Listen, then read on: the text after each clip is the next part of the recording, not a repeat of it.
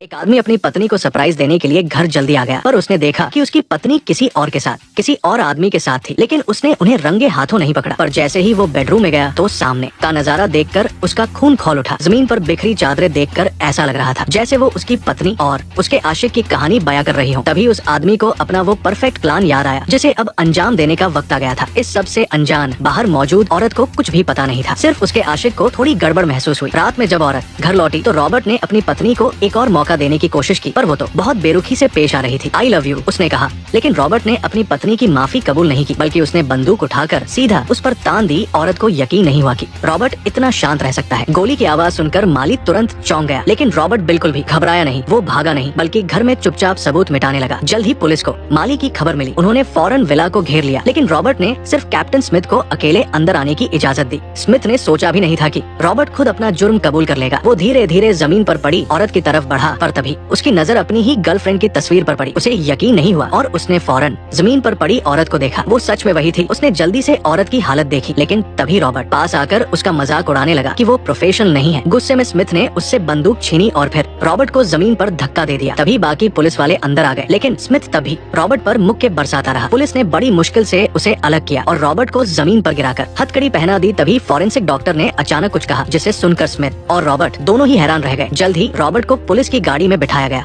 लेकिन जाने से पहले उसने एक अजीब सी मुस्कान के साथ स्मिथ की तरफ देखा। स्मिथ हैरान परेशान सा विला में वापस आया। जमीन पर पड़ी बंदूक को देखकर उसने उसे फौरन प्रोसिक्यूटर को सौंपकर केस फाइल करने का ऑर्डर दिया। जल्द ही ये केस एक नौजवान सरकारी वकील जॉर्ज के पास आया, क्योंकि वो जल्द ही नौकरी बदलने वाला था और एक बहुत बड़ी लॉ फर्म में जा रहा था। इसलिए वो इस आसान से केस से अपने सरकारी वकील के करियर को एक शानदार मोड़ पर खत्म करना चाहता था। वो फौरन कोर्ट पहुंचा और सुनवाई की मांग की, लेकिन मामला उतना सीधा नहीं था जितना वो सोच रहा था। शातिर रॉबर्ट ने खुद को बेगुनाह साबित करने के लिए अपना केस खुद लड़ने का फैसला किया। ये सुनकर जज और जॉर्ज दोनों हैरान रह गए। आखिर उसके खिलाफ एक बालिया बयान और मौके पर मिली बंदूक जैसे सबूत थे। फिर केस लड़ने की क्या जरूरत थी, लेकिन कानून की वजह से उन्हें सुनवाई का इंतजार करना पड़ा। पर तभी जॉर्ज के सामने पहली मुश्किल आई। पुलिस ने उसे बताया कि जांच में पता चला है कि मौके पर मिली बंदूक से गोली चली ही नहीं थी और गोलियों पर भी रॉबर्ट के फिंगरप्रिंट नहीं थे। यानी अब केस में कोई ठोस सबूत नहीं बचा था। लेकिन जॉर्ज को चिंता नहीं थी, क्योंकि उसके पास रॉबर्ट का कबूलनामा था। वैसे भी वारदात के बाद रॉबर्ट विला से बाहर गया ही नहीं था, तो जाहिर है असली हथियार वही कहीं होगा। उसे ढूंढना बस कुछ वक्त की बात थी। जल्द ही कोर्ट की कार्रवाई शुरू हुई। जॉर्ज ने हमेशा की तरह पहला वार किया। उसने एक एक करके कई गवाहों को बुलाया, जिनमें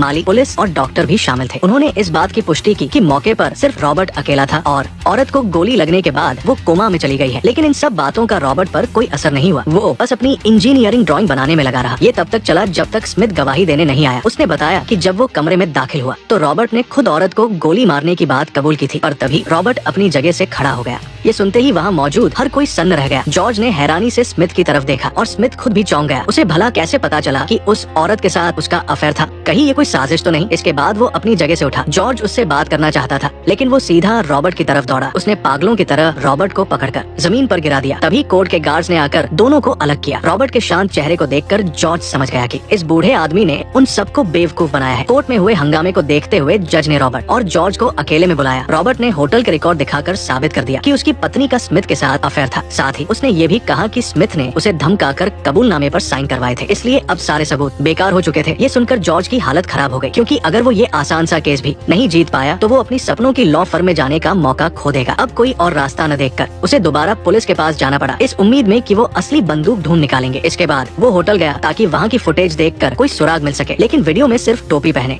रॉबर्ट ही दिख रहा था, जिससे कुछ भी साबित नहीं हो सकता था। आखिर में हताश होकर वो अस्पताल में उस औरत के पास भी गया, इस उम्मीद में कि वो होश में आकर गवाही दे देगी। लेकिन ये सब सिर्फ ख्याली पुलाव लग रहा था। उधर पुलिस ने भी बता दिया कि उन्हें कोई दूसरी बंदूक नहीं मिली है, लेकिन कल तो सुनवाई होनी थी। तभी अचानक स्मिथ उसके पास आया। पता चला कि वो सबूतों को बदलना चाहता था। वो एविडेंस रूम में रखी गोलियों और बंदूक को बदलकर उन्हें असली सबूत की तरह पेश करना चाहता था।